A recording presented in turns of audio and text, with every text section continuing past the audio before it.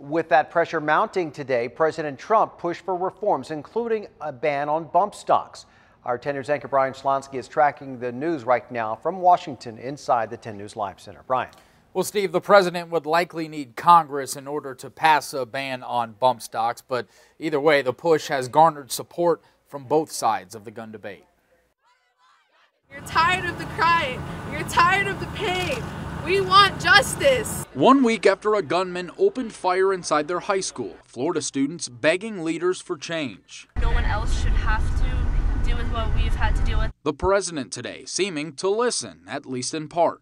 This afternoon, President Trump ordering the Justice Department to take action on bump stocks. I signed a memorandum directing the Attorney General to propose regulations to ban all devices that turn legal weapons into machine guns. Bump stocks weren't used in the Florida high school shooting, but they were used last year by the Las Vegas shooter. California Democrat Dianne Feinstein pushing back, tweeting, quote, "If the president really wants to ban bump stocks, he'll support our bill." Bump stocks not the only gun control push made by the president today. This tweet signaling a push for tougher background checks, urging that Democrats and Republicans, quote, must now focus on strengthening background checks. I'd say we've seen an uptick in sales, a reasonable one, over the last week. Here at home, some local gun shops, like Firearms Unknown in Oceanside, say they've seen more people come in looking to buy guns in the wake of the shooting. But store employees say it's nothing new. The same thing happening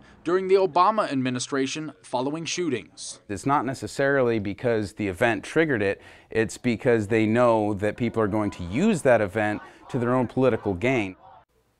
Now, the NRA has since responded to all this. We'll show you this statement. The NRA saying basically they cannot comment until an actual rule is published with specifics that they can review. They go on to say later in this statement that banning semi-automatic firearms and accessories has been shown time and again to not prevent criminal activity and simply punishes the law-abiding for the criminal acts of others. Inside the 10 News Live Center, I'm Brian Schlonsky.